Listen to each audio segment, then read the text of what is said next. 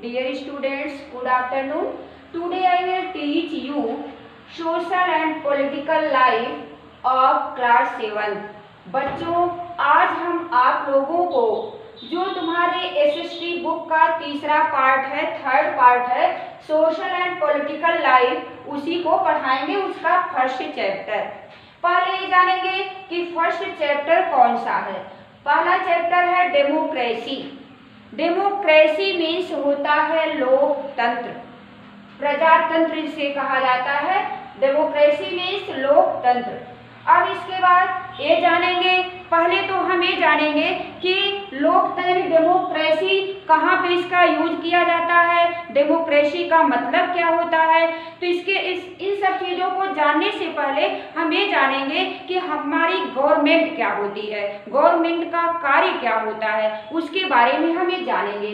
क्योंकि अभी इमेजिन ही करो कि मान लो क्लासरूम है, क्लासरूम में टीचर कोई नहीं है, बच्चे केवल हैं, तो क्या करेंगे, अपनी मनमानी करेंगे और जो है शोर करेंगे। लेकिन अगर क्लास में टीचर उपस्थित रहता है तो बच्चे जो है पूरी तरह से अनुशासित होकर के सही तरीके से जो है अध्ययन कार्य करते हैं। वही सेम चीज यहाँ पे भी होगा कि अगर पूरे देश में गवर्नमेंट ना होती, सरकार हमारी ना होती, तो पूरे देश में जितने भी लोग होते अपनी मनमानी करते और अपनी इच्छा के अनुसार कार्य करते, उनके ऊपर कोई प्रतिबंध नहीं होता। तो पहले हम इसकी डिफिनीशन जानेंगे कि what is government. Define government यानी सरकार क्या होती है, सरकार किसे कहा जाता है और सरकार का कार्य क्या होता है।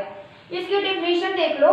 Government is a body which runs the country, यानी सरकार एक ऐसी बॉडी होती है, एक ऐसी संस्था होती है जो है पूरे देश को चलाती है, यानी उस पर शासन करती है, उसकी देखभाल करती है। Government is a body which runs a country, यानी सरकार एक ऐसी बॉडी होती है, एक ऐसी संस्था होती है जो कि देश को चलाती है, देश पर शासन करती है। It makes laws and implements them, और इसका कार्य क्या होता है, यह कानून बनाती है और कानून को क्रियान्वित करती है, यानी उसको लागू करती है। अब तो हमें जाने कि गवर्नमेंट किसे कहा जाता है, इसकी हमें आवश्यकता क्यों होती है। फॉर एग्जाम्पल हम क्लासरूम ले लिए, फॉर एग्जाम्पल हम फैमिली भी ले सकते हैं। अगर फैमिली में कोई हेड नहीं होता है जो कि परिवार का मुखिया होता है, परिवार की मुखिया की अनुपस्थिति में जो परिवार के फैमिली के जो मेंबर्स होते हैं वह अपनी मनमानी करते हैं। वहाँ पे किसी के लिए कोई पनिशमेंट नहीं होता है, किसी के लिए कोई रूल रेगुलेशन नहीं होता है, जिसका जो मन करता है वही करता है। और इस प्रकार से परिवार का जो माहौल होता है, एटमॉस्फियर होता है, वह खराब हो जाता है और उस परिवार के सारे मेंबर क्या होते हैं, सारे मेंबर जो होते हैं वह जो है अनुशासित नहीं रह जाते हैं। तो इसलिए हम तो एकदम बिल्कुल छोटे स्तर पर एकदम निचली इकाई से आप लोगों को समझा रहे हैं, क्लासरूम और फैमिली को लेकर के। फॉर एग्जाम्पल अब हम यहाँ पे सरकार के बारे में देश के रूप में लेते हैं कि देश को चलाने के लिए, पूरे देश को चलाने के लिए किसकी आवश्यकता होगी, गवर्नमेंट की होगी। What is government? Government is a body which runs the country, it makes laws and implements them, यानी यह कानून बनाती है और उसको लागू करवाती है। अब इसके बाद ये जानेंगे कि कितने प्रकार की सरकार बनती है। इतना बड़ा विश्व है, इतना बड़ा विश्व है, इतने बड़े विश्व में कितने प्रकार के, किन देशों में किस किस प्रकार की सरकार रहती है, यह हम जानेंगे कि सरकार का कितना रूप होता है, कितना प्रकार होता है। डिफरेंट टाइप्स ऑफ गवर्नमेंट, यानी विभिन्न प्रकार की सरकार। अब हम पहले भी आप लोग जानते होंगे मोनार्ची सिस्टम के बारे में। जैसे ये है कि एब्सोल्यूट मोनार्ची पहला रूप है, यह ओल्डेस्ट फॉर्म ऑफ गवर्नमेंट माना जाता है। यानी जो एब्सोल्यूट मोनार्ची होती है, मोनार्ची माने होता है राजा का शासन। It is the oldest form of government, यह सरकार का सबसे पुराना रूप होता है। Absolute monarchy means rule by king और क्वीन। इसमें जो मोनार्ची गवर्नमेंट होता है, इसमें जो कार्य होता है सरकार का, किसके द्वारा किया जाता है, राजा अथवा रानी के द्वारा किया जाता है।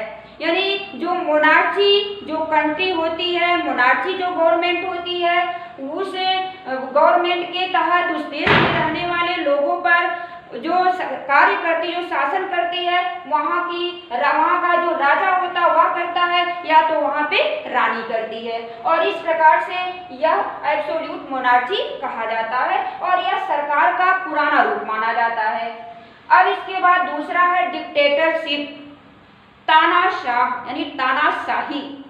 इस प्रकार की जो सरकार होती है उसमें जो रूलर होता है वह अपनी मनमानी करता है, वह किसी की बात नहीं सुनता है और अपनी इच्छा अनुसार वह कार्य करता है। और इसकी जो परिभाषा देख लो, डिक्टेटरशिप मीन्स, तानाशाही मीन्स होता है, मतलब होता है the rule by an unelected and powerful dictator. तानाशाही का मतलब होता है एक ऐसा शासन जो कि बिना चुना हुआ होता है या खुद अपने आप को तानाशाह घोषित कर देता है, वहां का जो रूलर घोषित करता है कंट्री का। एंड पावरफुल डिक्टेटर, और यह शक्तिशाली क्या होता है, तानाशाह होता है। फिर इसके बाद है व्हाट इज रिप्रेजेंटेटिव गवर्नमेंट। अब हमें जानेंगे, अब हम अपने इस पर टॉपिक पर आ रहे हैं, जैसे डेमोक्रेसी है यानी लोकतंत्र, और उसी के रूप में हमारे हैं व्हाट इज रिप्रेजेंटेटिव गवर्नमेंट। प्रतिनिधित्व करने वाली सरकार किसे कहा जाता है? बच्चों, हमारे देश में यानी इंडिया में जो है रिप्रेजेंटेटिव गवर्नमेंट है। कहने का मतलब यानी डेमोक्रेटिक गवर्नमेंट हमारे यहाँ पे है। यहाँ पे क्या होता है कि जो सरकार होती है लोगों के द्वारा चुनी जाती है। आप लोग जानते ही हैं कि जो है प्रत्येक आफ्टर 5 इयर्स यानी प्रत्येक 5 वर्षों के बाद इलेक्शन करवाए जाते हैं और इसके बाद लोकसभा का और विधानसभा का इलेक्शन होता है। लोकसभा में का जो मुखिया होता है हमारा पीएम होता है, प्राइम मिनिस्टर होता है, और जो विधानसभा का जो मुखिया होता है स्टेट स्तर पर वह सीएम होता नहीं, चीफ मिनिस्टर होता है। तो इसके बाद क्या होता है, उस समय वोटिंग करवाई जाती है, जिसकी पार्टी बहुमत में होती है वही अपनी सरकार को बनाता है। फिर इसके बाद क्या है, अब यहाँ पे हमें जानेंगे कि व्हाट इज रिप्रेजेंटेटिव गवर्नमेंट यानी प्रतिनिधित्व करने वाली सरकार क्या होती है। इसमें एक चीज और हम जानेंगे कि जो है किसी देश में डेमोक्रेटिक कंट्री में भी कहीं पे किसी देश में जो पीएम होता है वह मुखिया हेड माना जाता है, और कहीं पे क्या होता है उस देश का लोगों के द्वारा राष्ट्रपति का चुनाव किया जाता है और वहां पे जो हेड होता है वह राष्ट्रपति होता है यानी प्रेसिडेंट होता है। और इस प्रकार से जिन कंट्री में जो है राष्ट्रपति हेड होता है, लोगों के द्वारा सीधे चयनित किया जाता है, उस कंट्री को रिपब्लिकन कंट्री कहा जाता है। अब देख लो यहाँ पे, it is a form of government, यह सरकार का एक ऐसा रूप होता है in which people elect their representative, जिसमें लोग अपना प्रतिनिधि चुनते हैं। अब देखो, in most democratic government the head is the president, जो भी आप लोगों को बताए हैं कि अधिकांश लोकतांत्रिक देशों में क्या होता है, जो लोकतांत्रिक जो सरकार में होती है, जो देशों में ऐसा होता है कि वहाँ पे जो है जो राष्ट्रपति होता है वही हेड होता है, और जिस देश में राष्ट्रपति हेड होता है और वह लोगों के द्वारा चयनित किया जाता है उसे ही रिपब्लिक गवर्नमेंट कहा जाता है यानी रिपब्लिकन जो है कंट्री कहा जाता है। इतना आप लोग जाने, इसके बाद आप लोगों को बताएंगे डेमोक्रेसी किसे कहा जाता है। अब आगे देखेंगे कि डेमोक्रेसी किसे कहा जाता है, जो कि आप लोगों का लेसन का नाम है, उसी के आधार पर जानेंगे। पहले हम ये जाने कि डेमोक्रेसी का मतलब यानी इसकी डिफिनीशन क्या होती है। Democracy refers to the form of government elected by the people of a country themselves, यानी लोकतंत्र यानी जो डेमोक्रेसी रिफर्स करता है इस प्रकार की सरकार के रूप को जो कि लोगों के द्वारा देश के लिए स्वयं चुना जाता है, यानी उस देश में रहने वाले लोग खुद ही अपनी सरकार को चुनते हैं और उसी को डेमोक्रेसी कहा जाता है। डेमोक्रेसी जो है इस प्रकार की सरकार यानी इस प्रकार के सरकार के रूप को रिफर करता है जिसका चयन किया जाता है उस देश में रहने वाले लोगों के द्वारा। अब है New Zealand is the first the country to grant equal voting rights to all citizens as early as 1893।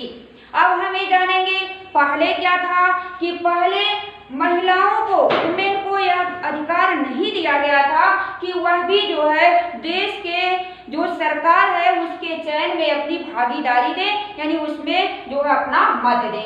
लेकिन सबसे पहले न्यूजीलैंड कंट्री ने अपने देश में रहने वाले सारे लोगों के लिए जो है इक्वल वोटिंग जो है राइट प्रदान किया, यानी उस देश में रहने वाले जितने भी नागरिक हैं वह वोट दे सकते हैं, मत दे सकते हैं, और इस चीज को अपनाया गया 1893 में।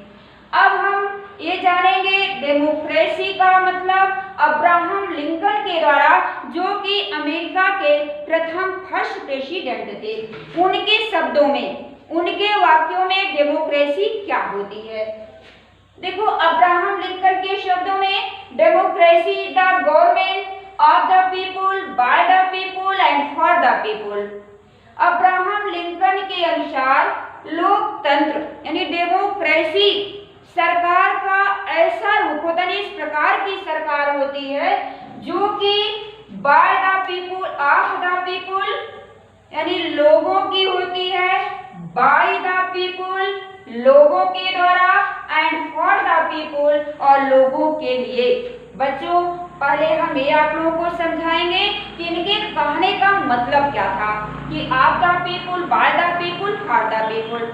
अब हम ये जानेंगे कि डेमोक्रेटिक जो गवर्नमेंट होती है वह लोगों के द्वारा चुनी जाती है, यानी लोगों के लिए कार्य करती है, यानी ये नहीं है कि वो अपना मनमाना करेगी जैसे कि डिक्टेटरशिप में होता है या मोनार्ची सिस्टम में होता है। डेमोक्रेटिक गवर्नमेंट जो होती है वह लोगों की होती है, यानी लोगों के द्वारा, यानी जो रिप्रेजेंटेटिव चुन करके भेजते हैं उन्हीं के द्वारा डेमोक्रेटिक गवर्नमेंट का निर्माण होता है, यानी डेमोक्रेटिक गवर्नमेंट बनती है। बाय द पीपुल वही चीज यहाँ भी है कि इसका चयन लोगों के द्वारा किया जाता है, मत प्रक्रिया के द्वारा, एंड फॉर द पीपुल और जो सरकार होती है वह किसके लिए कार्य करती है, लोगों के लिए करती है। अब इसको एक बार फिर समझेंगे, ऑफ द पीपुल यानी लोगों की होती है, बाय द पीपुल लोगों के द्वारा चुनी जाती है, एंड फॉर द पीपुल और लोगों के लिए कार्य करती है। कहने का मतलब कि जो डेमोक्रेटिक गवर्नमेंट होती है उसमें रिप्रेजेंटेटिव चुन करके जाते हैं, वही उन्हीं के द्वारा सरकार बनती है, तो इसका मतलब ऑफ द पीपुल हुआ। बाय द पीपुल यानी मतदान प्रक्रिया के द्वारा, वोटिंग प्रोसेस के द्वारा सरकार बनती है, इसका मतलब by the people, and for the people यानी जो सरकार बन जाती है वह लोगों के हितों के लिए कार्य करती है और इसलिए फॉर द पीपुल हुआ। अब इसके बाद जानेंगे कि डेमोक्रेसी की विशेषता क्या होती है। डेमोक्रेसी की विशेषता होती है, पहली विशेषता जो इसकी होती है, the most important feature of democracy is rule of the law, rule of law, यानी इसमें है जो सबसे प्रमुख विशेषता डेमोक्रेसी की होती है उसमें होता है कानून का नियम, यानी कहने का मतलब सबके लिए समान कानून होता है। और यहाँ पे जब डेमोक्रेटिक गवर्नमेंट बनती है वह लोगों के हितों को ध्यान में रख करके कानून बनाती है और उसको इम्प्लीमेंट करवाती है, यानी लागू करवाती है। और कई स्तरों में सरकार बनती है, सेंट्रल गवर्नमेंट जो है बनती है, स्टेट गवर्नमेंट जो है, इस प्रकार से लोकल गवर्नमेंट, यानी कई रूपों में ऊंचे से लेकर के एकदम बिल्कुल लोअर इकाई तक सरकार बनती है। फिर इसके बाद क्या है, डेमोक्रेसी दूसरी इसकी फीचर क्या है, democracy gives us not only political liberty but also economic and social equality. जो डेमोक्रेसी होती है यह केवल राजनीतिक की स्वतंत्रता ही नहीं देती है बट आल्सो लेबर की यह आर्थिक और सोशल इक्वलिटी प्रदान करती है। इसको भी समझा दें कि इकोनॉमिक और सोशल इक्वलिटी का मतलब क्या होता है। इकोनॉमिक का मतलब होता है जहां तक यह प्रयास किया जाता है डेमोक्रेटिक गवर्नमेंट के द्वारा कि किसी विशेष व्यक्ति के हाथ में ही सारा धन संपत्ति ना रहे, प्रॉपर्टी ना रहे, बल्कि समान रूप से वितरित किया जाए। लेकिन ऐसा संभव नहीं होता है। फिर भी सरकार प्रयास करती है कि जो धन हो वह सबके पास हो, यानी कोई भूखों ना मरे। और दूसरा है सोशल इक्वलिटी, समाज में सारे लोगों को समान हक, समान अधिकार मिले। ये नहीं है कि छुआछूत की भावना हो, कोई ऊंची कास्ट का है यानी अपर कास्ट का है, कोई लोअर कास्ट का है, इस प्रकार जाति के आधार पर कोई भेदभाव ना किया जाए। यह हो गया आपका सोशल इक्वलिटी। अब इसके बाद है इकोनॉमिक डेमोक्रेसी का प्रिंसिपल क्या होता है बच्चों। इसमें है इसका मुख्य दो प्रिंसिपल होता है इकोनॉमिक डेमोक्रेसी का, मतलब liberty and equality. Liberty means स्वतंत्रता, जो आया पॉलिटिकल लिबर्टी जैसे है, यानी हर प्रकार की स्वतंत्रता, चाहे वह सरकार में पार्टिसिपेट करे या किसी भी प्रकार की जो उसको जो है स्वतंत्रता दी जाए, वह लिबर्टी के अंतर्गत आएगा। एंड इक्वलिटी यानी उसको समाज में समान रूप से हक मिले, अधिकार मिले और उसके लिए भी समान रूप से कानून बने। बच्चों, इस प्रकार से आप लोगों ने पढ़ा पहला lesson social and political life का डेमोक्रेसी। डेमोक्रेसी के अंतर्गत आपने गवर्नमेंट पढ़ा कि गवर्नमेंट किसे कहा जाता है, गवर्नमेंट की आवश्यकता क्यों पड़ती है। फिर आप लोगों ने पढ़ा कि कितने फॉर्म होते हैं, कि how many types of government, जिसमें आप लोगों ने एब्सोल्यूट मोनार्ची पढ़ा जो कि सबसे ओल्डेस्ट फॉर्म गवर्नमेंट का माना जाता है।